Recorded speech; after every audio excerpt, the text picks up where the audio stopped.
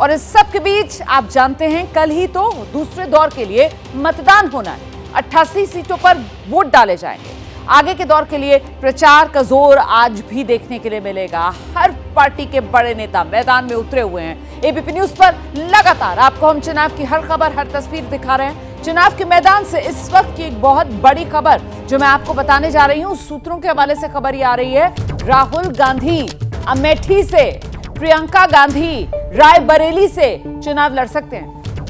1 से 3 मई ये वो तारीखें हैं जो सामने आ रही हैं जब राहुल और प्रियंका गांधी नामांकन कर सकते हैं। दरअसल 20 मई को यहां वोट डाले जाएंगे और उसके लिए 26 से नामांकन प्रक्रिया की शुरुआत होगी। 3 मई तक नामांकन किया जा सकता है 20 मई वाले फेज की वोटिंग के लिए। और इसी संदर्भ में खबर यह आ रही है सामने कि 1 से 3 मई के बीच राहुल गांधी, प्रियंका गांधी अपना नामांकन दाखिल कर सकते हैं। औपचारिक मोहर भी जल्दी ही इस मामले पर गांधी परिवार और कांग्रेस पार्टी की तरफ से लगाई जा सकती है। लेकिन इस सब के बीच महत्वपूर्ण यह हो जाता है कि राहुल गांधी और उनकी दुविधा वो किस रूप में सामने आ रही है कि अगर अमेठी से जीत जाते हैं तो क्या वायनाड छोड़ेंगे।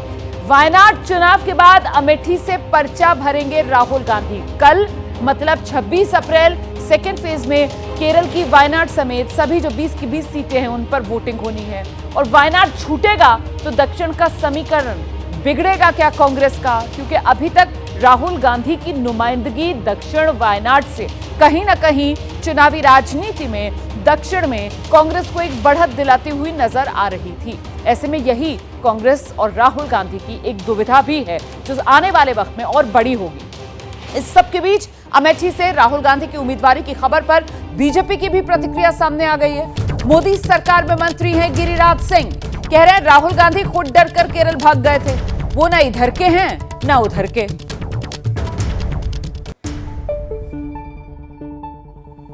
राहुल गांधी तो खुद डर करके भाग गए, केरल भाग गए, अब फिर खोज रहे हैं जगह। ये रमखुदैया बन जाएंगे, न इधर के रहे सनम न उधर के रहे सनम। और आइए सीधे आपको लेकर चलते हैं। हमारे साथ हमारे दो सहयोगी इस वक्त मौजूद है। केरल के वायनाड से जैनेंद्र कुमार हमारे साथ मौजूद है। उत्तर प्रदेश के कन्नौज से संजय त्रिपाठी आप देख रहे हैं इस वक्त हमारे साथ जुड़ गए हैं। पहले जरा जैनेंद्र के पास चलते हैं और जैनेंद्र से जानते हैं, जैनेंद्र जिस बात की सुगबुगाहट पहले से ही थी कि 26 अप्रैल का इंतजार कीजिए, वायनाड में जब वोटिंग खत्म हो जाएगी उसके बाद उत्तर प्रदेश और वो 2 कांग्रेस पार्टी की पारंपरिक सीटें गांधी परिवार से ही कोई सामने आएगा, उसी पर मोहर लगती हुई नजर आ रही है। आपने तो खुद बात की थी जयराम रमेश से और तब उनकी तरफ से संकेत भी दे दिए गए थे। जैनेंद्र,